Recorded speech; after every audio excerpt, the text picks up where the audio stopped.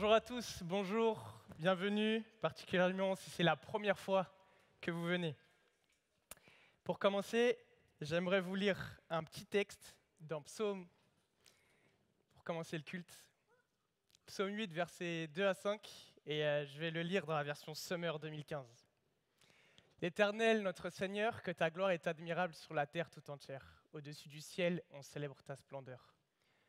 De la bouche des petits-enfants et des nourrissons, tu fais jaillir la louange à l'encontre de tes adversaires pour imposer le silence à l'ennemi plein de hargne. Quand je contemple le ciel que tes doigts ont façonné, les étoiles et la lune que tes mains ont disposées, je me dis, qu'est-ce que l'homme pour que tu en prennes soin? Et qu'est-ce qu'un être humain pour qu'à lui tu t'intéresses? Ce psaume-là, les amis, il est là pour nous faire rendre compte que Dieu, il est grand.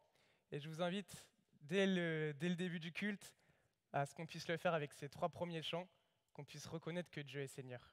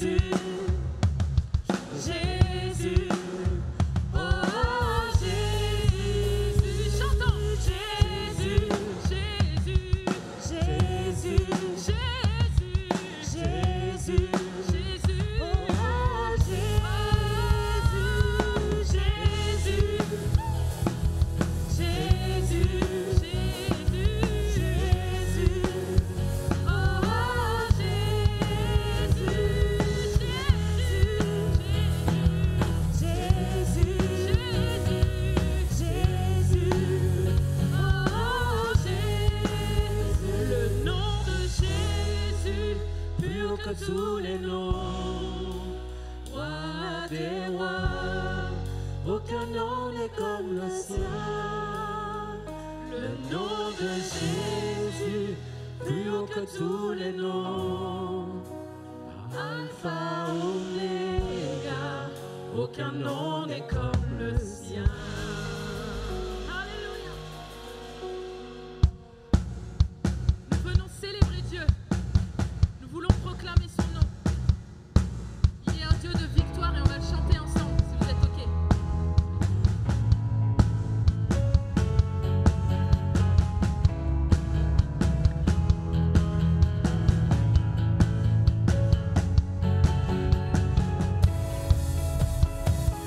Oh, oh, oh.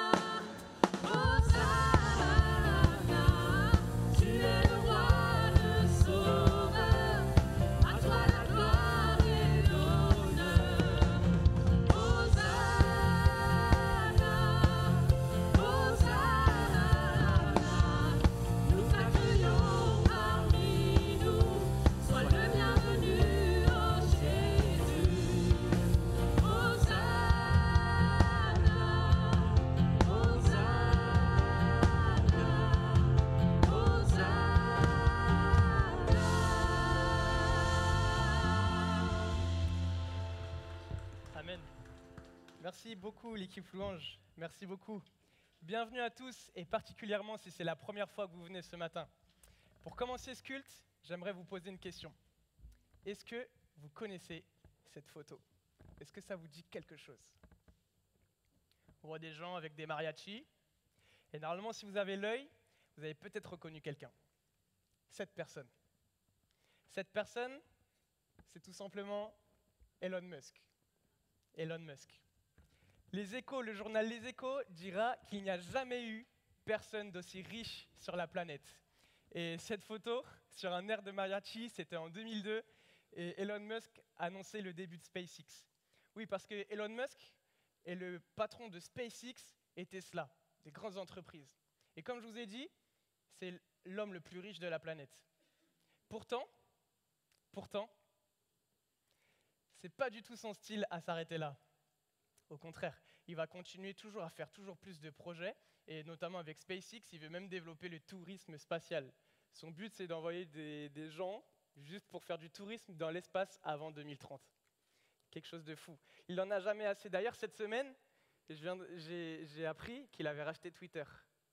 Et son but, c'est de multiplier par 5 les utilisateurs de Twitter pour toujours gagner. Bon, il dit que c'est pas pour l'argent, mais on sait très bien qu'au final, ça l'est. Mais tout ça pour vous dire que l'homme le plus riche du monde ne s'arrête pas à sa richesse, en fait. Il continue. Il a toujours soif de plus, toujours soif de plus. Bon, pas de panique, si vous n'avez pas reconnu Elon Musk, c'est sûr que vous allez reconnaître cette personne. Mbappé. Personnellement, c'est mon joueur de foot préféré. Bon, il a un petit peu pris la grosse tête ces derniers temps, mais ça reste quand même mon joueur préféré. Mbappé, footballeur le mieux payé de la planète, alors qu'il a 23 ans. Footballeur le mieux payé de la planète et de tous les temps, alors qu'il a que 23 ans. Et pourtant, ceux qui sont fans de foot le savent, pour renouveler son contrat au PSG, le joueur de foot va demander un salaire de 50 millions net par an, minimum. Le joueur le mieux payé de la planète demande un salaire exorbitant. Comme s'il avait toujours soif de plus d'argent. Comme si ça ne s'arrêtait pas au nombre de zéros sur le compte. Et vous savez quoi? En vrai, on n'est pas si différents, nous, Elon Musk et Mbappé. Bon, si on oublie les millions de dollars, voire les milliards de dollars sur le compte en plus, on n'est pas si différents. On n'est pas si différents. À notre échelle, bien sûr. On est pareil, on regarde toujours à ce qui nous manque. On n'est pas satisfait de la place de notre maison, par exemple, ou alors on n'a pas assez de vêtements. On veut la dernière paire de baskets. Et là, je parle pour moi, on veut toujours le truc dernier cri technologique. Jamais satisfait. Jamais satisfait. Comme si on avait toujours soif d'avoir plus. Figurez-vous que Jésus parle justement d'une source durable, une source qui donne plus jamais soif. Une source d'eau qui permet de plus avoir jamais soif. Et tout cela se passe notamment dans l'évangile de Jean. Petite mise en contexte, Jésus et ses disciples traversent un lieu qui s'appelle la Samarie, et puis ils décident de faire une pause dans un petit village qui s'appelle Sychar. Ils sont fatigués, et donc on en arrive là. Jean 4, versets 6 à 14, et je vais le lire dans la version Summer 2015. C'est là que se trouvait le puits de Jacob. Jésus, fatigué du voyage, s'assit au bord du puits. Il était environ midi. Une femme samaritaine vint pour puiser de l'eau. Et Jésus s'adressa à elle, « S'il te plaît, donne-moi à boire un peu d'eau. » Ses disciples étaient allés à la ville pour acheter de quoi manger. La Samaritaine s'exclama, « Comment? Tu es juif et tu me demandes à boire, à moi qui suis samaritaine ?»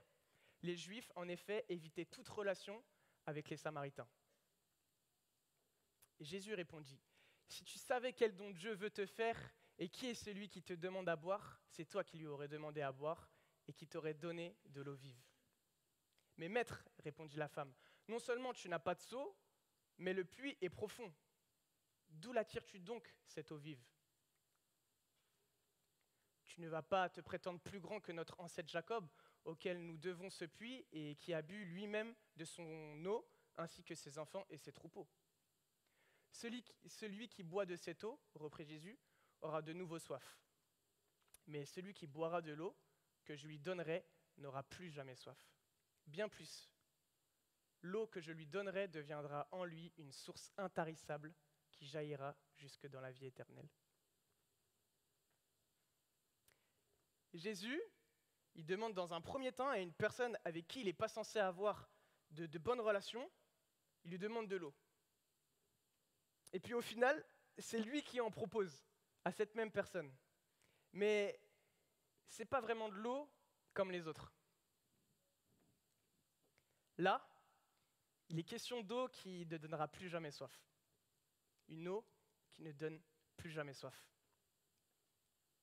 En fait, à travers ce passage, Jésus se présente ici comme la source qui ne donnera plus jamais soif.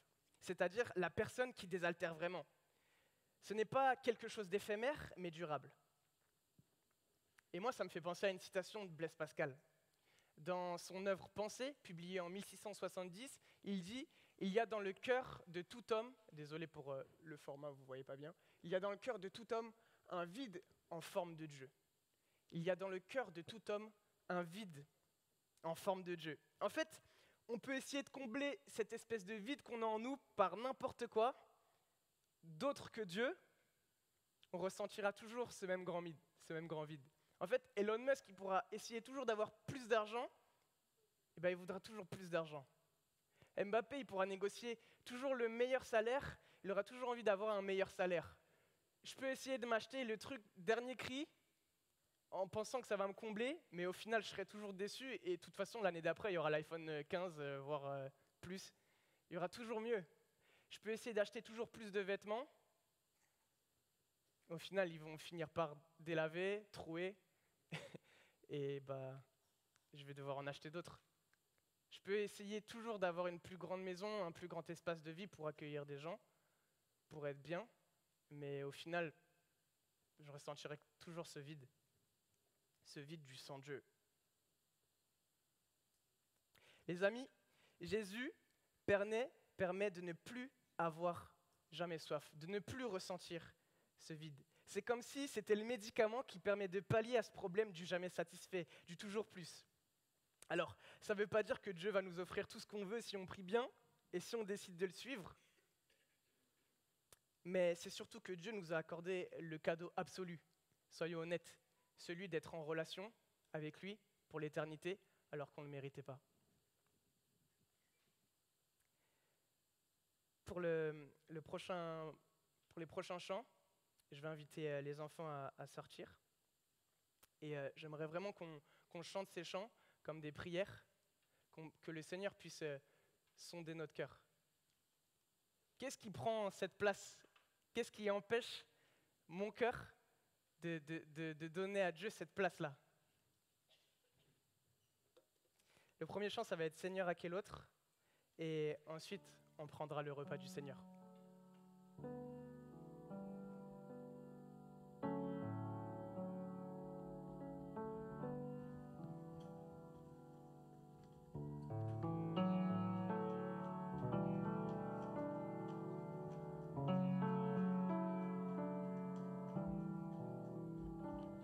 Seigneur, à quel autre irions-nous qu'à toi? Tu as les paroles de la vie éternelle, et nous avons cru, et nous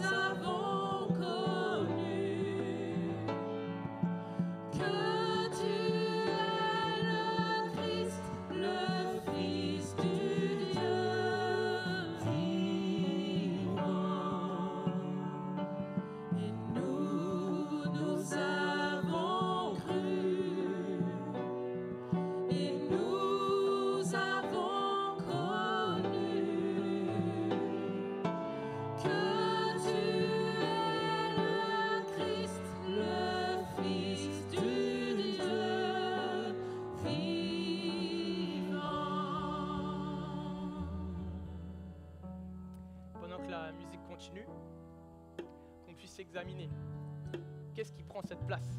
Qu'est-ce qui prend cette place qui nous empêche de placer Dieu au centre. Et ça va être maintenant le moment de prendre le repas du Seigneur. Le repas du Seigneur, c'est tout simplement une tradition qui nous rappelle la mort de Jésus et sa résurrection. Dans cette assemblée, on a l'habitude de le prendre quand on a décidé de suivre Jésus et qui s'est traduit publiquement par l'acte du baptême. Mais si c'est la première fois que vous venez et que vous avez l'habitude d'aller dans une autre assemblée et que vous avez l'habitude de prendre justement ce repas du Seigneur, prenez-le. Je vais inviter l'équipe d'accueil à distribuer les éléments. Et en signe d'unité, on prendra ce repas ensemble.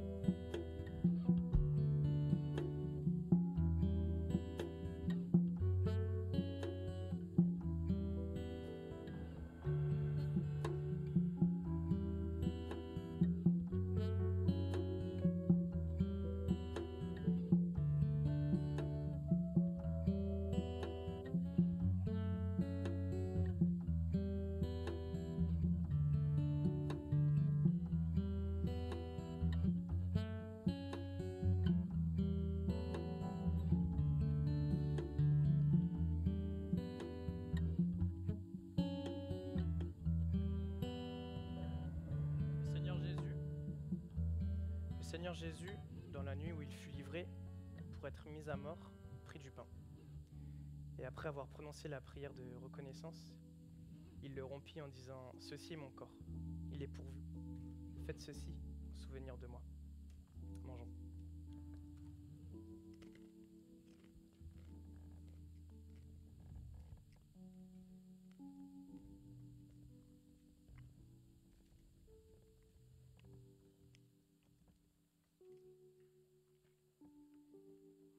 De même, après le repas, il prit la coupe et dit « Cette coupe est la nouvelle alliance scellée de mon sang.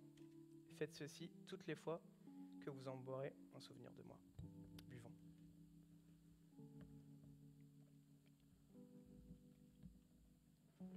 Donc chaque fois que vous mangez de ce pain et que vous buvez de cette coupe, vous annoncez la mort du Seigneur, et ceci jusqu'à son retour. Le prochain chant qu'on va chanter, c'est « Sonde-moi ». Que le Seigneur tout simplement nous sonde, qui examine, qu'on puisse lui demander d'examiner notre manière de vivre pour qu'on puisse lui donner tout et aucune réserve.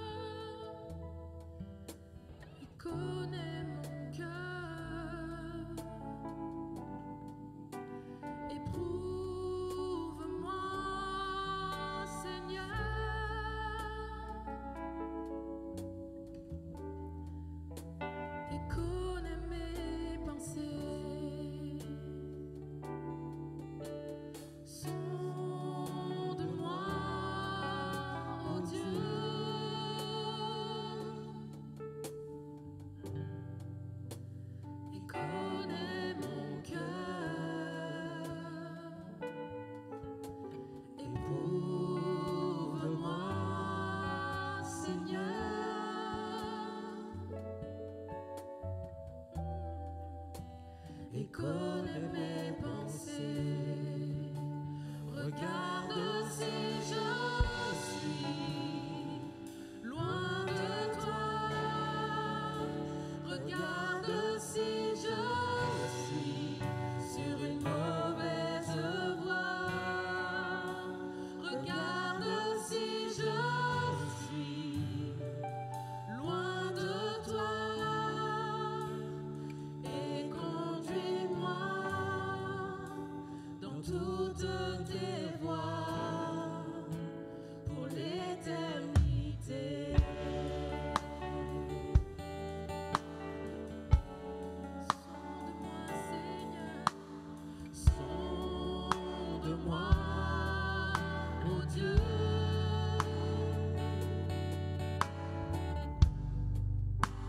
Et connais mon cœur. Éprouve-moi, Seigneur.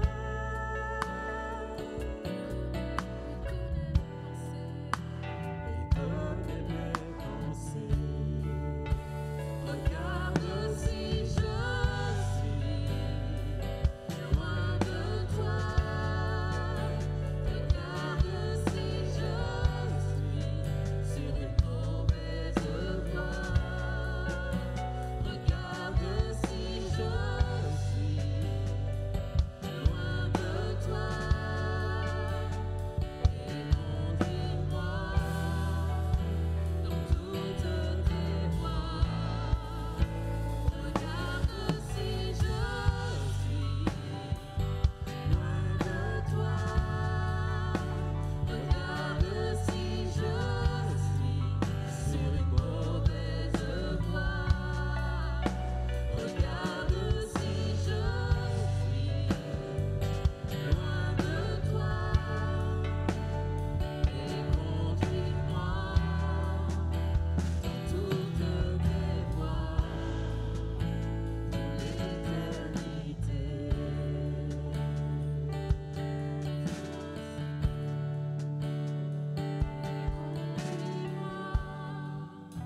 Dans toutes tes voies pour l'éternité.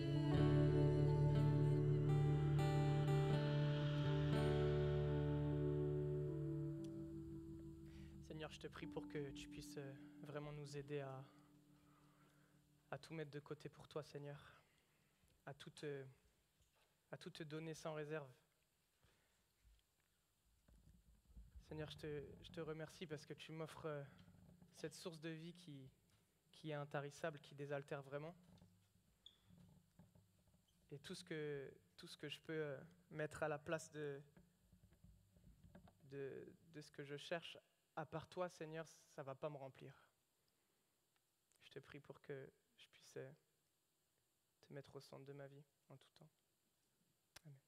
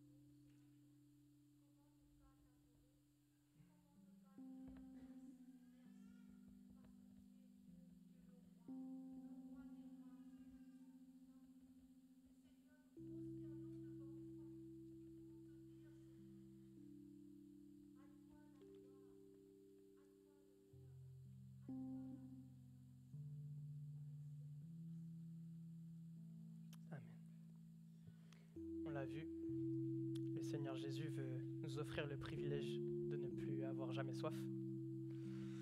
Il veut qu'on soit avec lui pour l'éternité, mais ça ne s'arrête pas là. Il sait aussi que, actuellement, peut-être c'est ton cas, tu passes par des situations qui ne sont pas forcément simples. Peut-être que ce matin, tu te sens travaillé. Peut-être que tu te sens à bout de force. Mais ce qu'il veut, c'est qu'on lui confie nos problèmes. L'expression qui dit qu'on lui dépose nos fardeaux. En fait, c'est lui la source de notre réconfort et de notre espérance. Et regardez ce qu'il est écrit dans Matthieu 11, versets 28 à 29. « Venez à moi, vous tous qui êtes accablés, sous le poids d'un lourd fardeau, et je vous donnerai du repos. Prenez mon joug sur vous et mettez-vous à mon école, car je suis doux et humble de cœur, et vous trouverez le repos pour vous-même. » En fait, Jésus, il donne la vie, il donne ce sentiment d'être comblé, parce que c'est lui qui comble vraiment, mais il donne aussi le repos. Et pour cela, il faut se mettre à son école. Il faut prendre son joug, c'est-à-dire prendre son enseignement. Qu'on puisse chercher à apprendre de lui pour trouver le repos, c'est la seule condition. C'est la seule condition.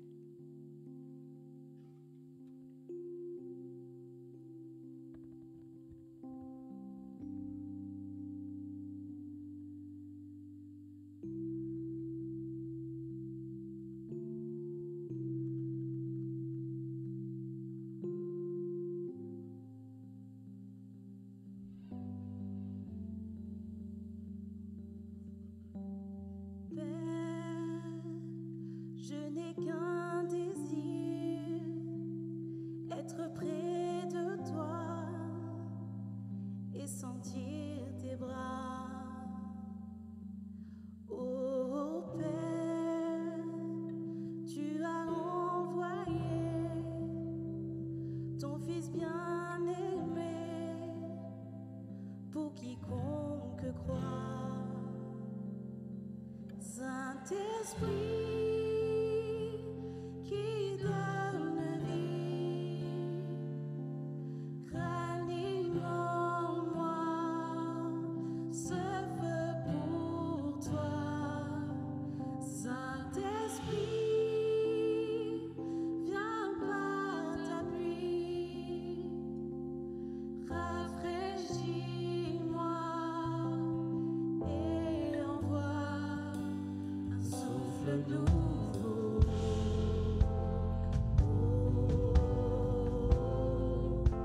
Un souffle nouveau.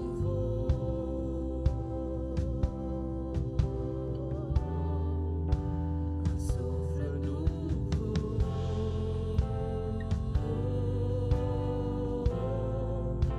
Un souffle nouveau.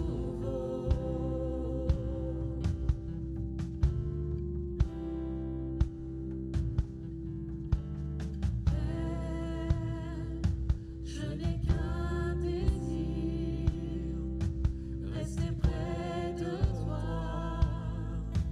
écouter ta voix.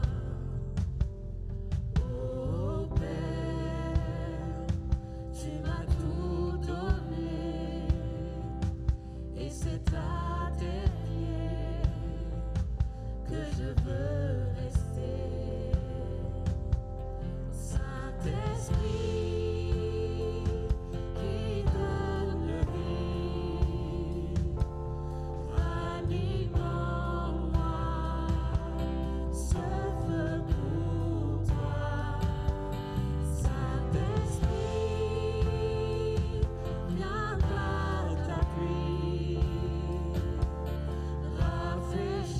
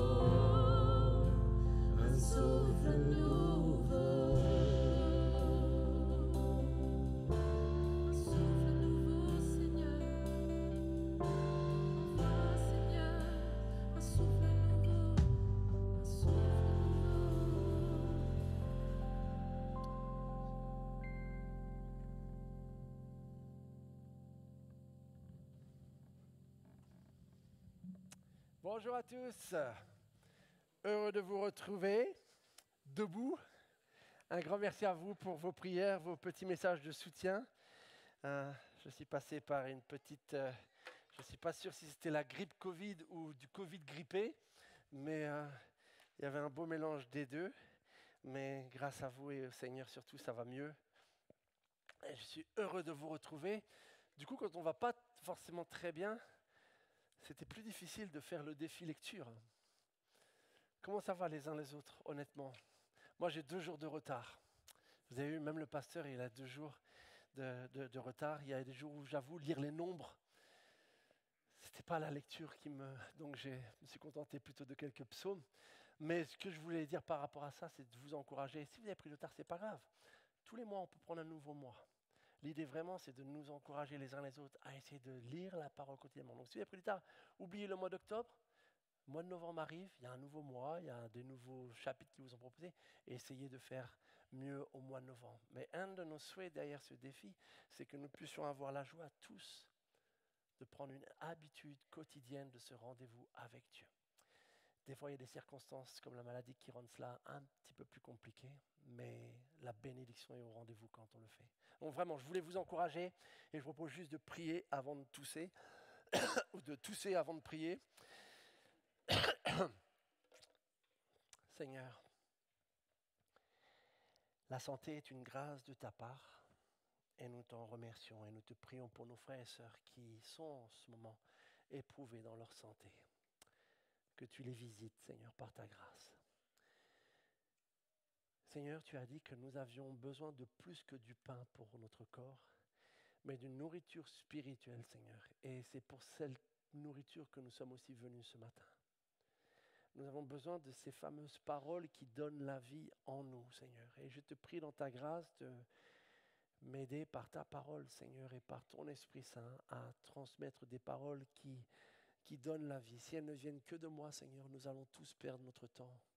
Et j'aimerais juste te prier, Seigneur, toi qui connais les cœurs, que malgré ma propre faiblesse, malgré mon incompétence, Seigneur, tu puisses prendre des textes de ta parole, des mots ici ou là, Seigneur, pour opérer ce que toi seul peux faire dans la vie de chacun d'entre nous. Je te fais confiance, Seigneur, pour faire cela. En ton nom, Amen.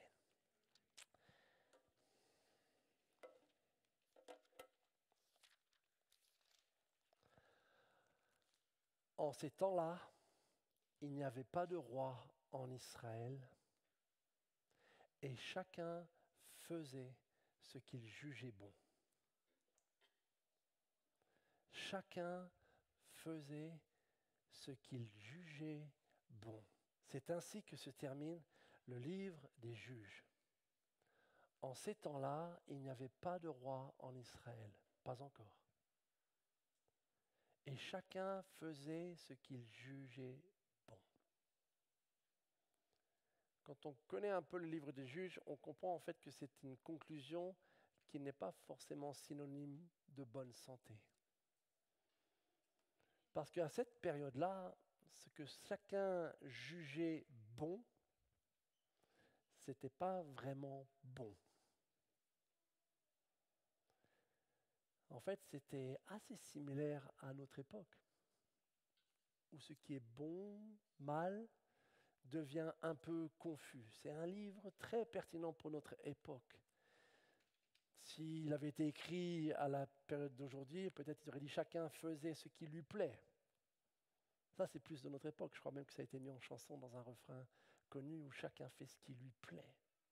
Chacun fait ce qu'il juge bon.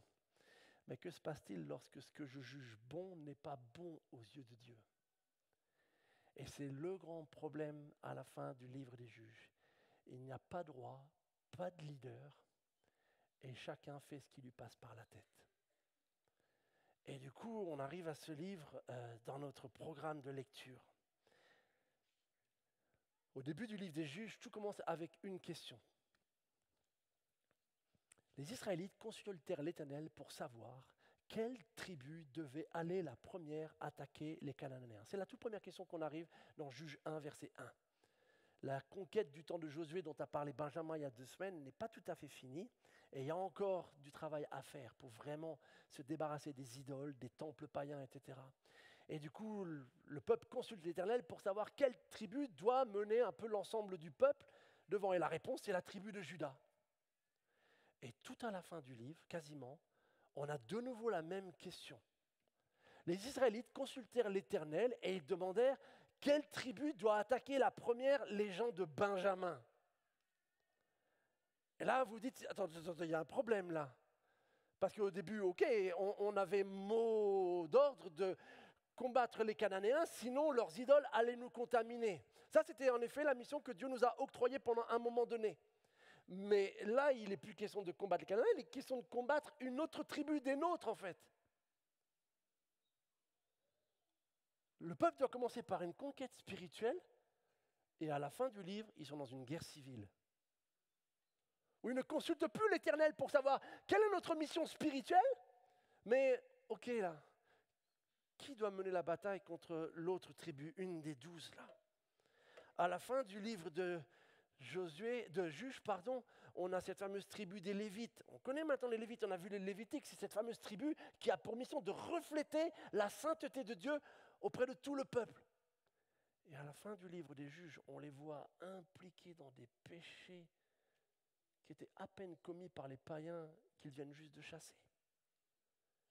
Et quand on arrive à la fin du livre des Juges, la grande question en fait que tout le monde se pose et que l'auteur veut que nous nous posions, comment est-ce qu'on en est arrivé là? Comment est-ce que les choses ont pu partir en vrille à ce point pour qu'à la fin, les péchés que commet notre peuple sont pires ou équivalents à ceux qui étaient commis par ceux qu'on a dû chasser justement pour ne pas les imiter? Comment se fait-il que ceux qui sont censés refléter la sainteté de Dieu commettent les pires choses abominables? Comment se fait-il qu'on est en train en fait de se faire la guerre entre eux? C'était pas ça le projet de Dieu, c'était pas ça notre mission. Et la grande question, c'est comment on en est arrivé là? Et il y a plusieurs éléments qui vont nous mettre sur la piste. Pourtant, les bonnes intentions étaient là au départ, comme bien souvent. Tout à la fin du livre de Josué, Josué termine son ministère, sa mort approche, et voici ce qu'il leur dit. « Choisissez aujourd'hui à quel Dieu vous voulez rendre un culte. Quant à moi et à ma famille ou à ma maison, nous adorons l'Éternel. » Qui n'a pas ce verset-là dans sa maison? En tout cas, on est un bon nombre à connaître ce verset-là. C'est un verset qu'on aime bien. « Moi et ma maison, nous servirons l'Éternel. » J'ai prêché sur ce passage dans de nombreux mariages. « Moi et ma famille, nous adorons l'Éternel. » Et voilà le défi que lance. Choisissez. Bien sûr, le peuple est enthousiaste. Loin de nous la pensée d'abandonner l'Éternel. Oui, nous aussi, nous voulons adorer l'Éternel, car il est notre Dieu. Et ils vont faire une alliance. Josué va prendre une énorme pierre et il va dire, cette pierre-là, elle vient d'entendre tout ce que vous venez de dire, votre engagement à n'adorer que l'Éternel. Pas de souci, Josué, on est avec toi. Nous adorons l'Éternel. Loin de nous la pensée.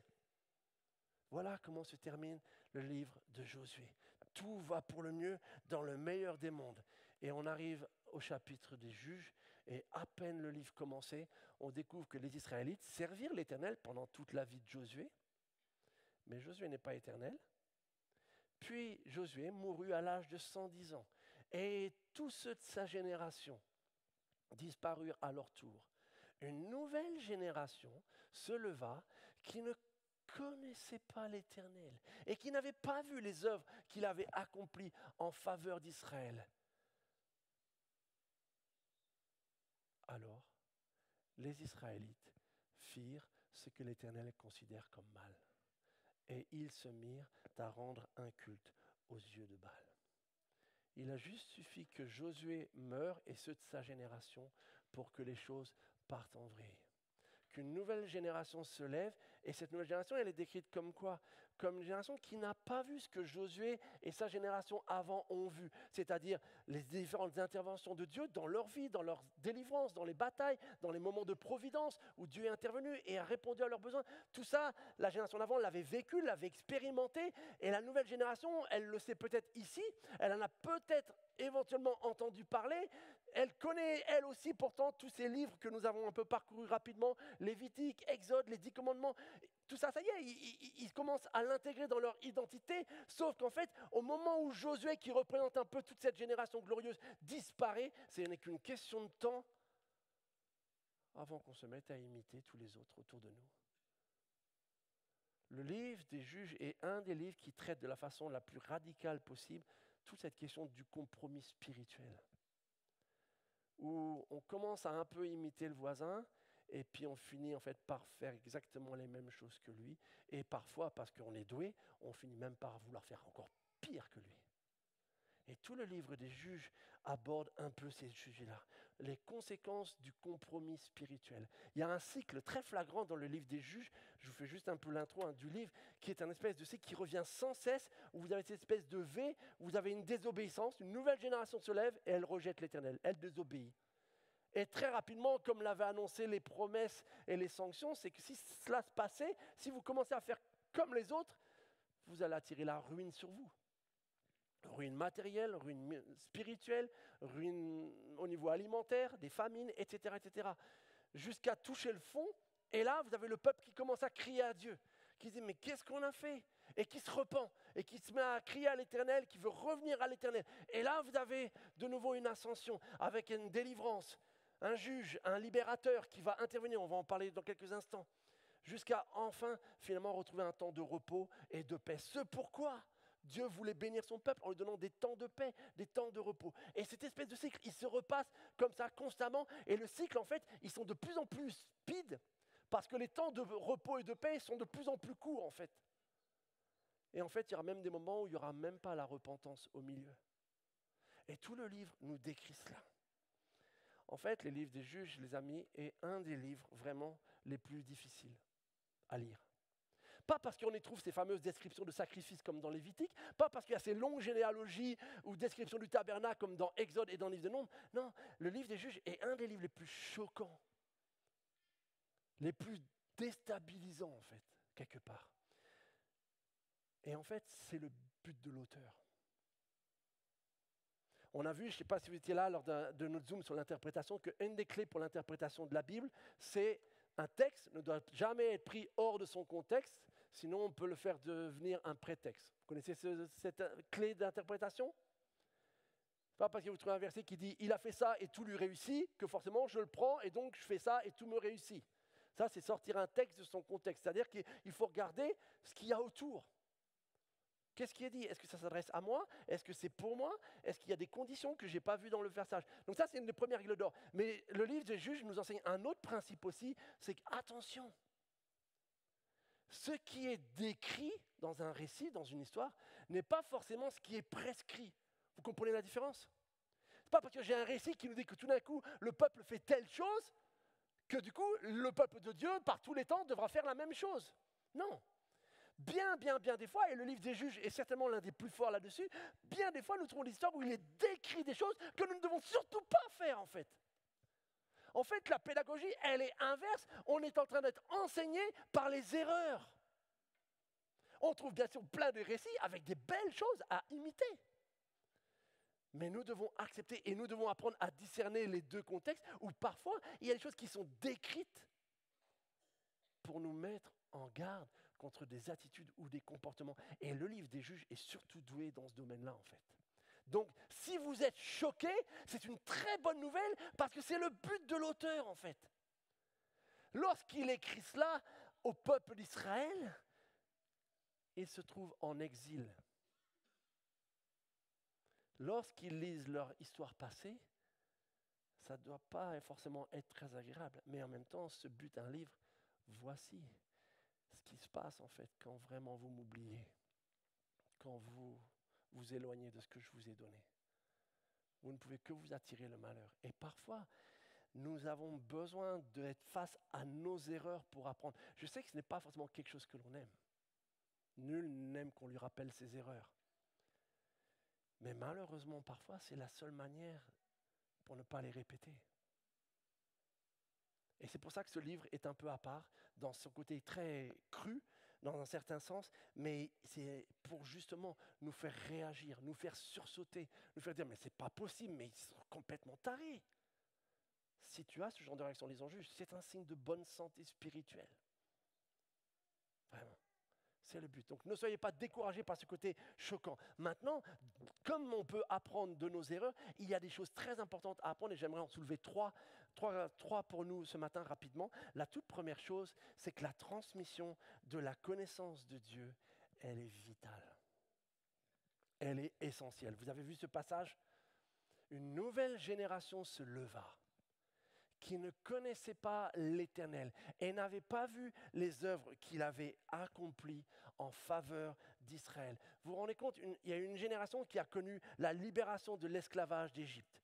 Une génération qui a connu la providence de Dieu durant toute la traversée du désert. Une génération qui a connu la révélation de Dieu au mont Sinaï. L'Éternel qui parle, l'Éternel qui descend dans la nuée, l'Éternel qui scelle une alliance. Voici, je suis l'Éternel votre Dieu, je suis saint, vous serez saints comme vous êtes saints. Et voici comment nous allons pouvoir ensemble avoir une relation. Et voici les principes de vie que je veux que vous appliquiez dans la terre que je vous ai donnée. Il y a une génération qui a vu tout cela. Une génération qui a vu aussi comment l'Éternel, en fait, leur donne cette terre.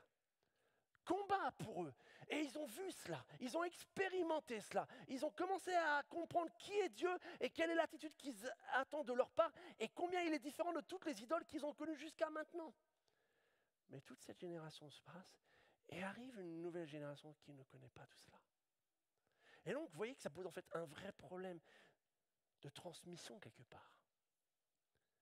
Parce qu'il suffit d'une seule génération pour que tout le glorieux passé soit tout d'un coup jeté aux oubliettes en fait. Et ça nous dit quelque chose, c'est que quel que soit le passé glorieux qu'une génération dans l'Église puisse avoir, quelles que soient les choses fortes que vous ayez pu vivre avec Dieu dans votre cheminement, dans votre temps de conversion ou dans des temps de réveil, etc., le fait d'avoir vécu ces choses-là, cela ne peut pas être un acquis à tel point que ça garantit que la génération qui arrive derrière marchera éventuellement avec le même zèle que vous avez. C'est une lourde leçon spirituelle pour toute Église. C'est l'une des raisons pour lesquelles nous voulons investir énormément et que certains dimanches, je ne suis pas avec vous, mais avec les teens. Parce que si nous n'investissons pas dans la génération qui est dans l'autre bâtiment à côté, je vous prophétise la fin de notre Église. Parce que peut-être nous aurons vécu des grandes choses et on en a vécu ensemble. On a vécu la providence de Dieu pour ce bâtiment d'église. On a vécu la providence de Dieu aux différents dons spirituels dont nous avions besoin à des moments clés. Nous avons vu le Seigneur répondre à des sujets de prière très concrets pour avancer dans la vie de l'église. Et tout ça, nous nous en sommes réjouis et nous devons nous en réjouir. Mais si nous commençons à voir ça plutôt comme une espèce de musée qu'on glorifie, sans réfléchir, mais est-ce que nos enfants, eux, vivent des choses avec Dieu ? Est-ce qu'ils le connaissent en fait ? Ou est-ce qu'ils entendent juste parler sans cesse de ce que, voilà, du passé, comme du réchauffé quelque part ? Non. Nous devons à tout prix nous assurer que nos enfants connaissent Dieu. Pas juste connaissent des choses sur Dieu, mais connaissent Dieu. Voyez-vous, il y a une différence entre, si je peux dire à mes enfants sans cesse, vous savez, Dieu est fidèle, Dieu est fidèle, Dieu est fidèle. C'est une bonne chose, c'est vrai, c'est biblique, il n'y a pas de souci.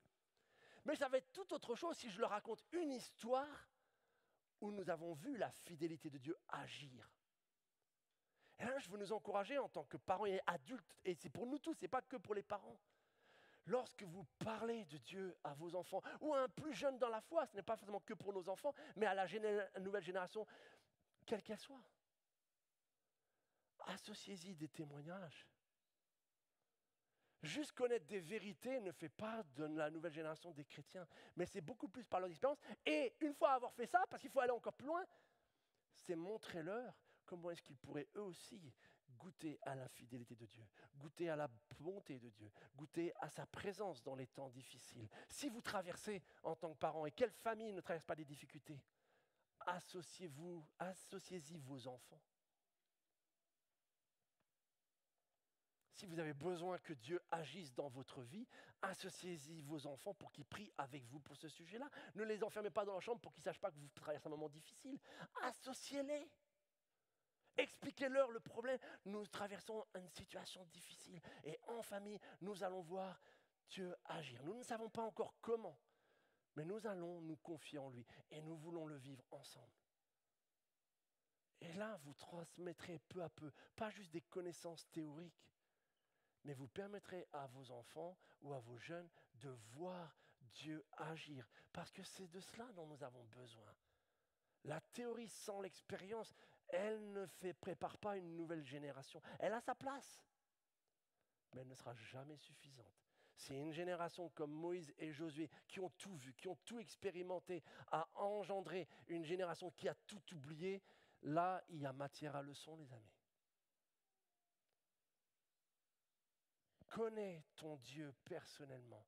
Et une fois que tu le connais, apprends à le partager et à donner envie à d'autres de le connaître. C'est ce que la génération de Josué a loupé quelque part.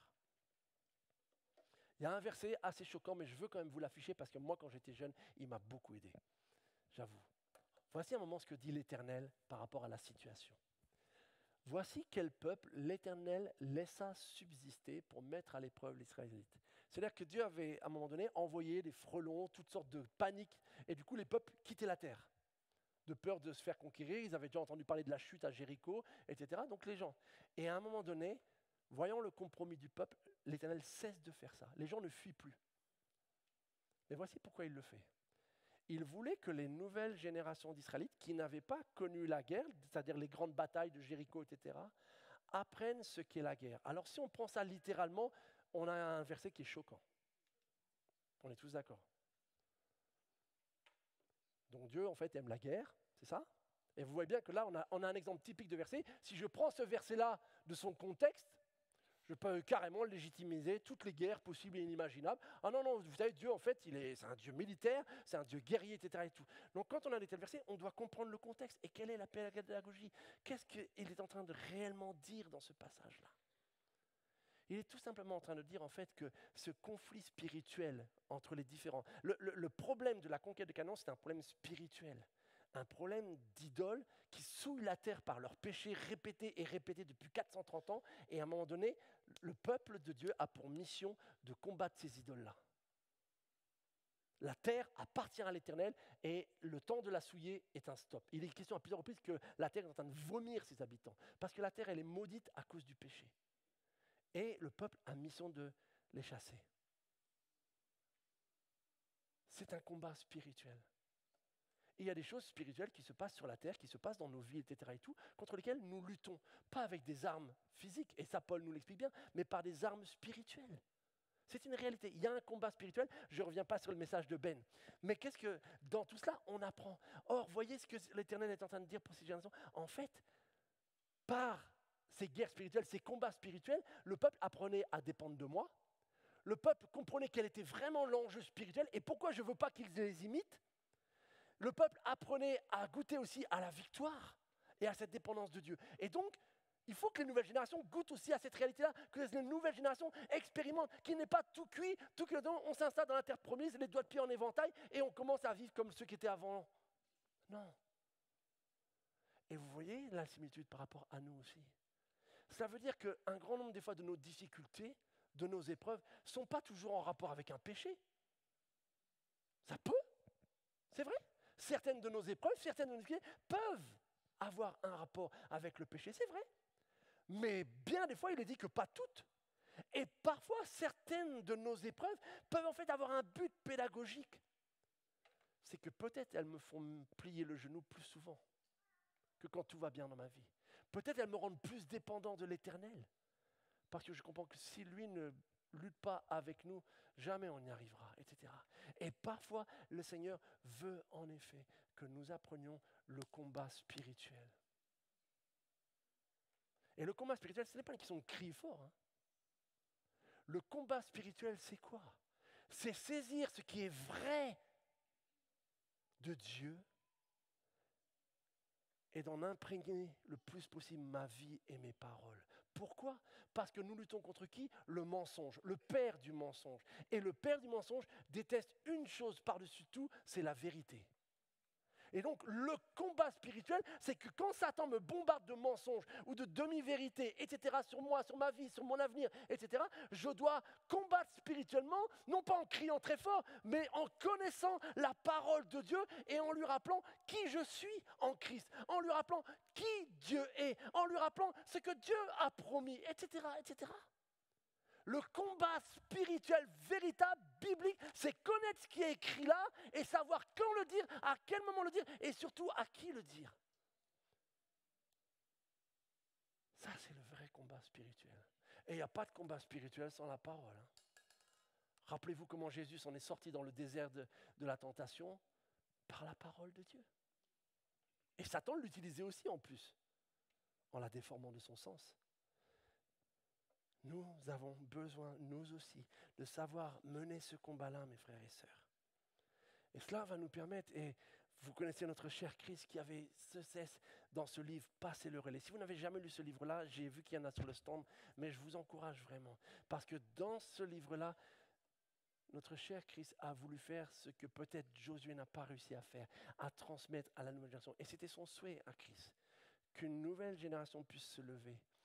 Connaître ce qui s'est passé, comment Dieu a agi, comment Dieu, pas parce qu'il y avait quelque chose à glorifier, mais pour apprendre, afin que la nouvelle génération puisse apprendre elle aussi à marcher avec ce Dieu fidèle, parce que Dieu n'a pas changé.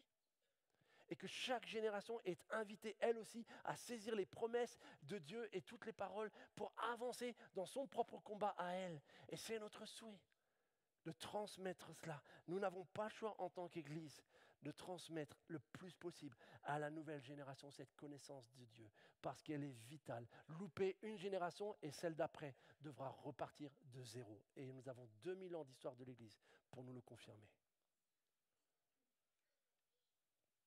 Quel que soit le glorieux passé, s'il n'y a pas de transmission, ce sera juste un glorieux passé. Or, je pense que l'un comme l'autre, nous sommes surtout préoccupés plus de l'avenir.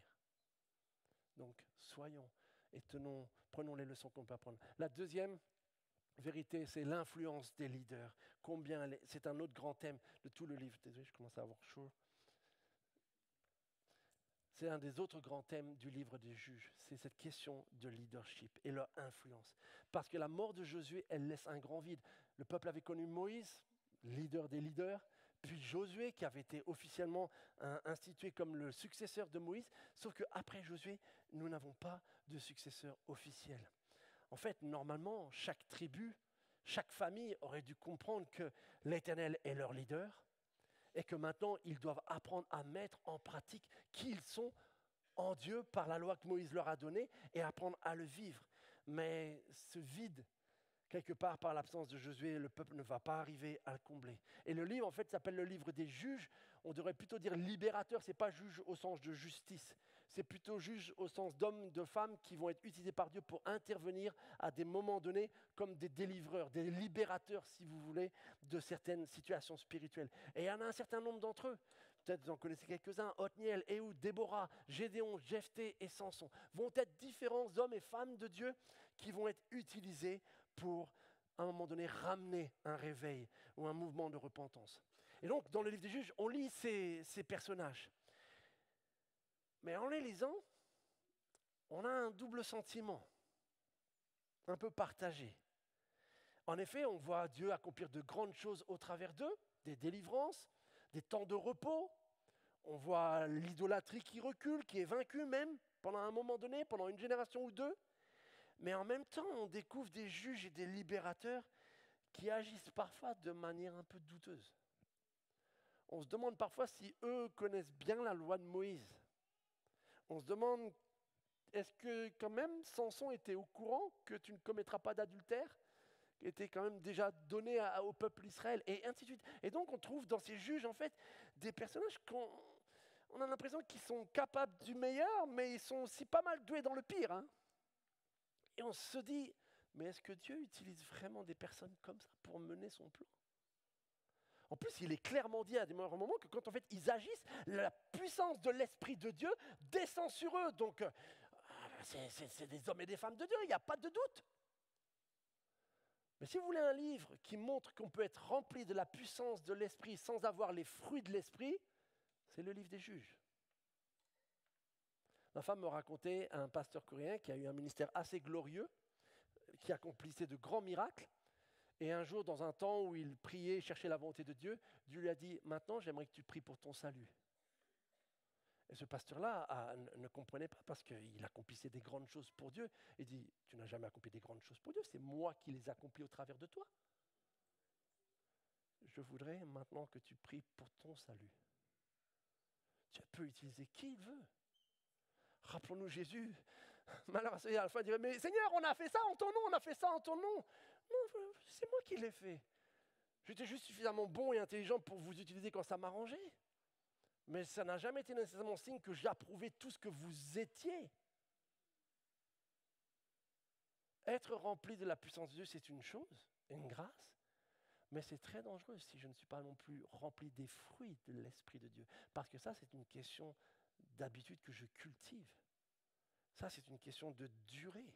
Et Samson est l'exemple par excellence d'un homme qui a toute la puissance humaine. Les frères, tous nos héros forts, puissants, tous les Bruce Lee, les Stallone, tous ces gars-là qu'on a pu aimer dans notre jeunesse, ou peut-être encore actuellement, j'en sais rien. Hein, mais bref, Samson, c'était tout ça, puissance infinie. Il avait toute la puissance. Il fallait des milliers de personnes pour arriver à l'arrêter. Vous vous rendez compte? Et pourtant, nous avons un gars qui, juste parce que son être intérieur, c'est la catastrophe, est finalement plus dangereux qu'autre chose. Être rempli de toute la puissance physique, mais avoir un cœur à côté de la plaque, est peut-être pas finalement un cadeau en fait. Et Samson en est un bel exemple, mes amis. En fait, les leaders des juges, avec leur côté parfois impressionnant, victorieux, mais leur côté un peu scabreux, sont vraiment un reflet de leur époque, celle des juges. En fait, chaque génération, on dit parfois, a les leaders qui lui ressemblent. Et le leadership, c'est un thème qui m'a souvent beaucoup intéressé parce qu'on peut apprendre énormément. Et il n'y a pas très longtemps, j'ai lu un article sur ces deux personnes. Vous connaissez ? Vous savez quel est le point commun entre Mère Teresa et Lady Diana ?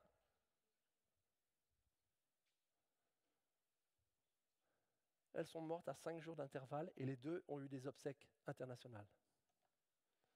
Et donc, il y a eu un grand nombre d'articles et d'études faites sur ces deux femmes qui partageaient des points communs, un grand engagement humanitaire, mais qui en même temps avaient fait des choix de vie très, très différents.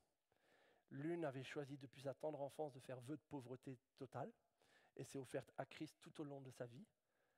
L'autre avait épousé un prince, et vous connaissez toute l'histoire, etc., et a vécu dans ce qu'on peut appeler le luxe, hein, mais avec aussi des choix de vie, avec des blessures, des difficultés, etc. Et les deux ont eu des obsèques mondiales. Et beaucoup des articles que je lisais montraient en même temps comment elles sont les reflets. C'est qu'en fait, même si tout le monde en soi va admirer ce que Mère Teresa a fait pour les pauvres, au plus profond d'entre nous, nous nous identifions beaucoup plus à Lady Diana. En fait, nous avons un héros, mais dont on sait que si on voulait vraiment lui ressembler, il faudrait faire des choix de vie qui sont trop coûteux. Nous avons une célébrité, mais à laquelle nous nous identifions parce que tout en étant dans un autre contexte de vie que chacun d'entre nous, son authenticité, sa transparence, ses difficultés, ses affaires de mariage, etc., fait qu'en même temps, on s'identifie à elle. Et un des articles que je lisais disait que probablement Lady Diana a eu plus de disciples que Mère Teresa. Nous avons les héros qui reflètent chaque génération quelque part. Pendant mon temps de maladie, j'ai regardé une série. Comme ça, vous savez tout. J'ai regardé The Last Dance de Michael Jordan. Ça m'intéressait, j'aime bien voir les histoires des vies des personnes. Et c'était vraiment hyper intéressant. Si vous aimez le basket, vous allez adorer. Si vous n'aimez pas le basket, vous allez aussi beaucoup aimer, parce que c'est quand même très intéressant. Mais il y a tout un moment que j'ai trouvé très intéressant et très honnête de la part de Michael Jordan, où il raconte, parce qu'il a été un de ses premiers stars, vraiment, qui a décollé de façon incroyable. Et il raconte avec les Jeux Olympiques, et puis ensuite, après tout ce contrat signé, qui n'a pas eu des baskets Nike, en tout cas les hommes, je pense qu'un bon nombre d'entre nous, et Nike, c'était rien avant qu'il signe Michael Jordan. Ils sont devenus Nike grâce à Michael Jordan, quelque part. Et donc, il y a toute cette période où, en fait, tout d'un coup, il est un héros, un sportif incroyable, aux performances incroyables. Et en plus, il est un jeune, sympathique comme tous, souriant. Et donc, il y a en plus, vous imaginez, culture américaine, donc on vous le montre, et tout le monde veut ressembler à Michael Jordan. Tout le monde veut être Mike. Et en plus, si on peut en plus limiter vestimentairement parlant, en ayant les mêmes chaussures, les mêmes t-shirts, etc. Et donc, il y a un vrai... Et ça, c'est ce qui se passe pour Michael Jordan, c'est dans les années 80, mais vous verrez la multitude de similitudes avec toutes les personnes aujourd'hui. C'est qu'en fait, tout d'un coup, on veut imiter quelqu'un, et on aime ça, on aime des célébrités qui sont un peu accessibles. Et Michael Jordan, il était hyper accessible. Avec un seul problème, et à un moment donné, il l'aborde dans son interview, c'est qu'en fait, une fois que les gens sont proches de vous, ils réalisent que vous êtes comme eux, et du coup peuvent maintenant vous détester. C'est notre type de leader que nous aimons. Aujourd'hui, nous voulons quoi? Des leaders authentiques. C'est-à-dire qui nous ressemblent. Qui ne sont pas parfaits comme Mère Teresa, parce que franchement, c'est trop difficile d'être Mère Teresa. Donc, on veut des leaders, des gens qui soient très doués dans leur domaine, mais qui soient accessibles, qui soient toujours prêts, disposés à signer, etc., qui soient le plus proche de nous. Mais avec le revers pervers, c'est qu'en fait, une fois qu'on est suffisamment proche d'eux, qu'est-ce qu'on réalise? Qu'ils sont comme nous, en fait. Ils sont peut-être doués dans un domaine, mais ils sont comme nous. Et à ce moment-là, on se met à les détester.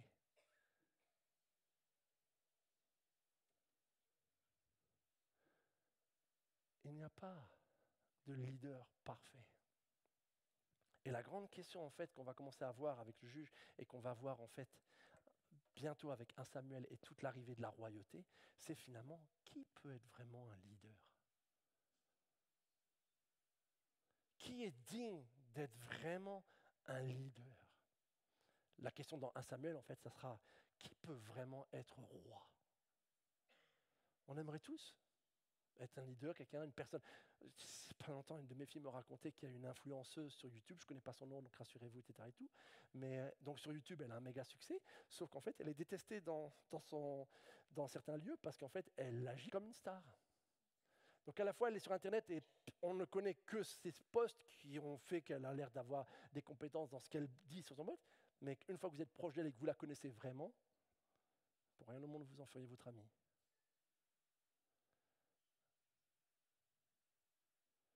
Le problème, c'est qu'en fait, dans une église, on veut être proches les uns des autres. Donc il faut que les gens nous connaissent tels que nous sommes. Et c'est pour ça que souvent je vous partage mes propres faiblesses, mes propres fautes, parce que la dernière chose que j'ai envie, c'est que vous ayez une idée de moi qui ne soit pas la réalité. Parce que vous ne serez que déçus. Et donc vous vous mettrez à me détester, ça me blesserait. Parce que je suis gentil. Je rigole. Mais vous voyez ce que je veux dire, c'est qu'en fait, dans nos relations top-down de notre société, avec des célébrités, ça ne peut être que la déception. Soit on est très loin d'eux et on garde que le bon côté, on s'en approche pas trop, on se dit « oh, ils ont l'air vraiment géniaux », soit on va se rapprocher et tout d'un coup vous vous rendez compte que vous avez juste vous, mais avec du succès dans un domaine, mais avec les mêmes faiblesses.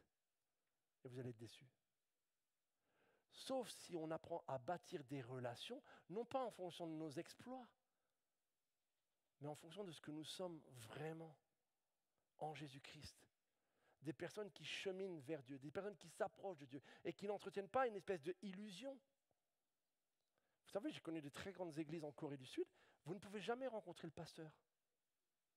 Le pasteur, il est dans une pièce avant le culte, il y a les gens qui sont installés, c'est comme quasiment si vous allez voir un concert, quoi. Il sort de toutes coulisses, il fait son message, et en général c'est des super messages, etc. Et puis il redisparaît. Alors bien sûr, on va l'admirer, on va dire quel enseignant, etc. Oui, mais qui le connaît vraiment en fait? Jusqu'à ce qu'il parte avec la caisse ou avec la secrétaire ou avec je ne sais quoi. Malheureusement, c'est le cas. Parce que si quelqu'un qui a une certaine don ou raisonné n'a pas de structure de redevabilité pour le protéger, lui, qui va le protéger? Qui? Donc c'est extrêmement important ce sujet-là. Et le livre des juges, je vous fais des raccourcis un petit peu, mais le livre des juges aborde vraiment ça, et je termine vite fait. Juste juste à un moment donné dans le livre des juges, Gédéon est un de ces juges qui a accompli des grands exploits. Et vraiment, le début de Gédéon est vraiment encourageant. On a un homme qui cherchait pas à être leader, qui s'est pas mis en avant, etc. Et que Dieu utilise pour des belles victoires spirituelles. Et puis, à un moment donné, forcément, quand un juge fait bien son boulot, il y a des hommes d'Israël qui viennent et qui disent « Règne sur nous, donc sois notre roi ». Ils n'ont pas consulté Dieu, ils n'ont pas demandé à l'Éternel si c'était sa volonté, mais voilà, règne sur nous. Et notez ce qu'il dit, ton fils puis ton petit-fils succéderont. Ça y est, ils veulent instaurer une royauté, mais son fils, son petit-fils, qui vous dit qu'il sera comme Gédéon? Non, on voudrait lancer une lignée de rois depuis Gédéon. On sait ce que c'est que les lignées royales. On est un pays qui a connu la royauté. Oui, mais c'est toujours pour le meilleur et pour le pire. Et Gédéon leur répond, non, je ne régnerai pas sur vous. Gédéon a cette humilité de reconnaître, c'est pas marrant. Dieu m'a peut-être utilisé pour faire cela, mais je ne suis pas un roi. Et il dit une chose intéressante, c'est l'Éternel qui régnera sur vous. Et il rappelle une chose, en fait, qu'Israël est en train d'oublier, que les hommes qui sont venus voir le bien, c'est qu'en fait, ils ont déjà un roi. Alors certes, ce n'est pas un roi comme ceux des peuples, c'est-à-dire un roi qui a son trône, qui a son armée, dont on peut compter l'effectif, un roi qui a son palais, etc. et tout.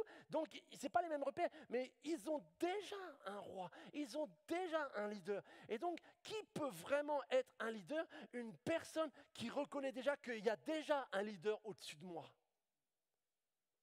Si je deviens leader responsable et que je me pense au sommet de la pyramide et qu'il n'y a personne au-dessus de moi, c'est déjà une garantie que je vais être un mauvais leader.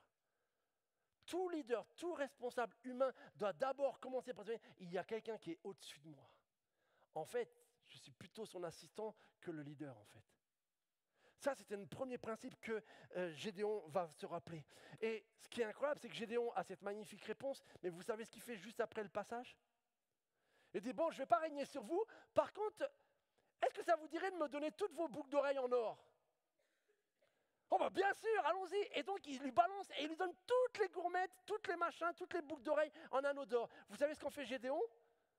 Il en moule une statue, une idole, et il réentraîne la génération suivante dans le péché. Voilà le gars qui sait que c'est l'Éternel roi, et dans la minute qui suit, il leur dit, donnez-moi vos gourmettes d'or et je vais vous fabriquer un dieu, moi. Et juste, c'est comme ça, on ne sait pas sur quel pied danser, on se dit, mais comment c'est possible? Le gars, il donne la bonne réponse, la minute d'après, il rentraîne la génération suivante dans le péché. Et ça, c'est une deuxième leçon. Qui peut vraiment être leader? Celui qui a un roi dans son cœur, d'abord.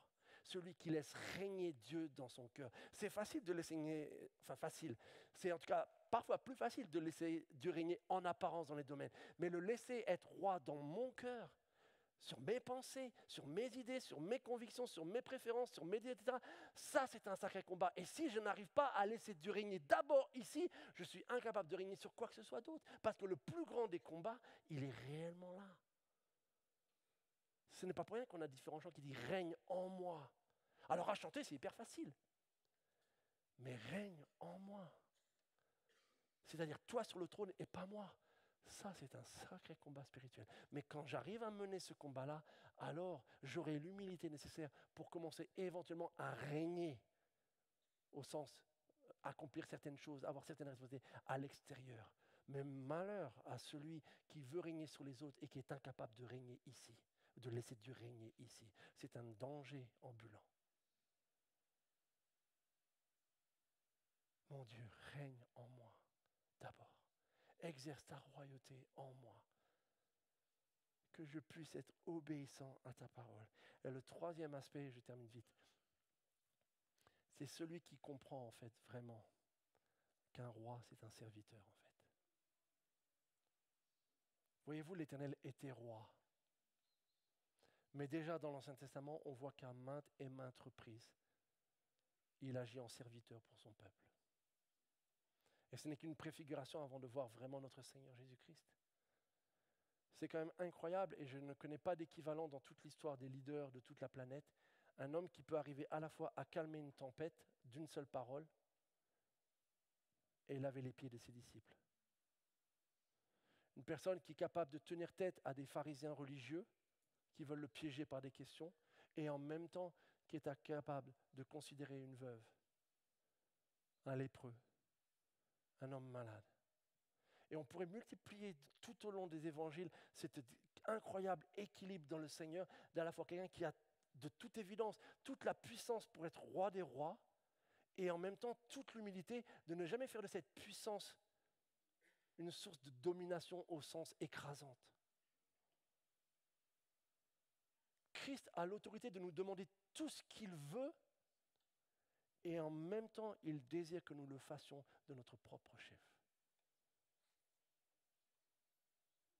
C'est pour ça que Jésus dit, ne laissez personne vous appeler père ou ceci ou cela ou chef, etc. Parce qu'en fait, lorsqu'on a un peu de pouvoir, on veut l'imposer. Alors que le véritable pouvoir de Dieu, c'est de l'avoir sans jamais réellement nous en forcer la main.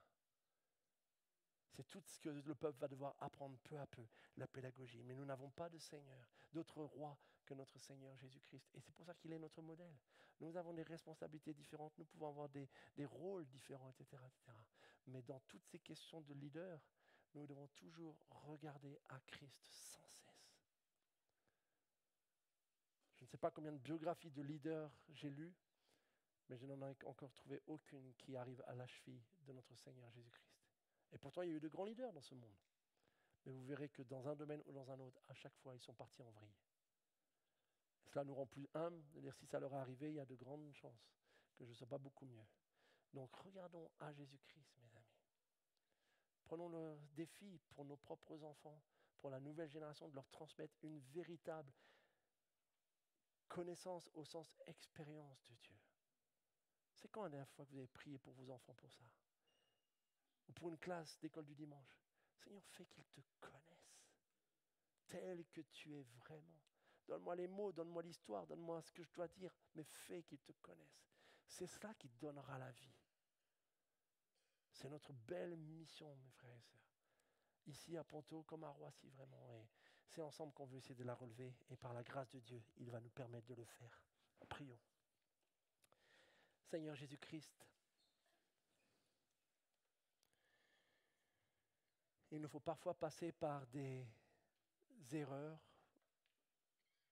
par le fait de constater nos faiblesses, Seigneur, pour vraiment apprendre qui tu es vraiment, Seigneur.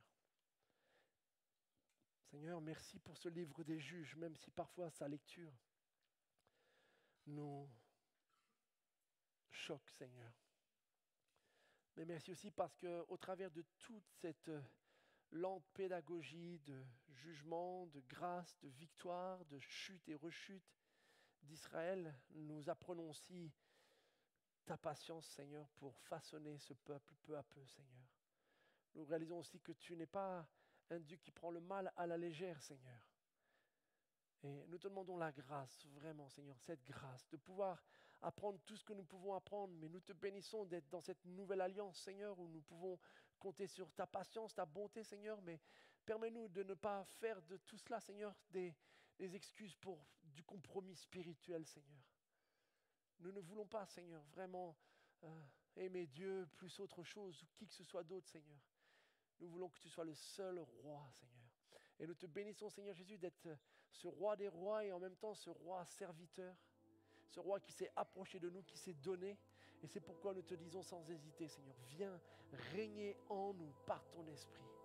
Viens vraiment établir en nous ton règne, Seigneur. Et par-dessus tout, dans toute ton Église et dans ton peuple, Seigneur, sois le seul et unique roi, Seigneur, pour la gloire de ton nom. Amen. Merci.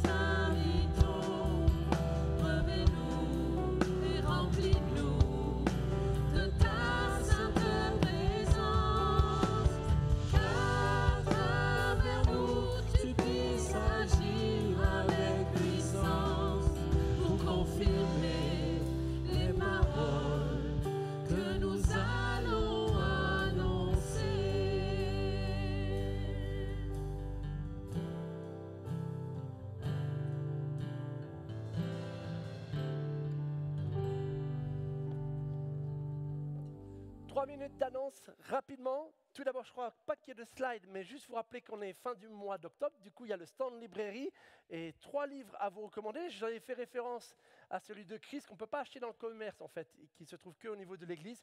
Passez le relais. Voilà, un très bon livre qui vous encouragera, j'en suis sûr, à encore plus avancer et transmettre à la nouvelle génération. J'ai fait référence à l'interprétation et vous vous rappelez, on avait eu un zoom sur ça en septembre. Et donc Céline a plusieurs exemplaires du livre « Comment interpréter la Bible ».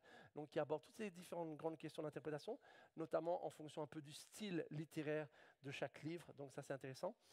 Un livre que j'aurais énormément voulu avoir il y a 2 ans quand on passait par la période du Covid, mais un livre écrit par Tim Keller, des meilleurs auteurs vraiment de notre génération, sur toute la question de la mort et du deuil.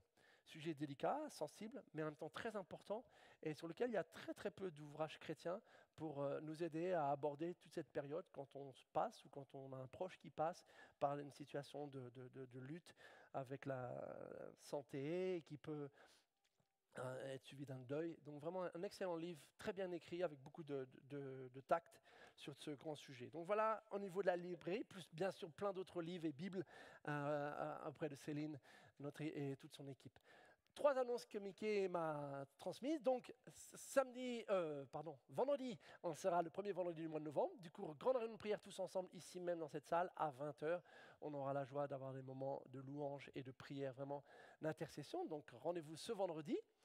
Autre annonce, alors c'est pas pour aujourd'hui, mais c'est pour vous dire que vous savez, on est en train de préparer tout ce Noël du cœur et à partir de dimanche prochain, Mickey et plusieurs tiendront des stands pour permettre aux uns aux autres qui aimeraient participer selon leur dispo, selon leurs dons aussi, aux différents ateliers qui vont nous permettre d'organiser ce grand Noël du cœur. Donc je rappelle juste l'idée, c'est un grand repas solidaire le 24 au soir pour un grand nombre de personnes dans l'église et dans notre ville pour faire du bien. Voilà, donc Noël du cœur. Donc à partir de dimanche prochain, inscription.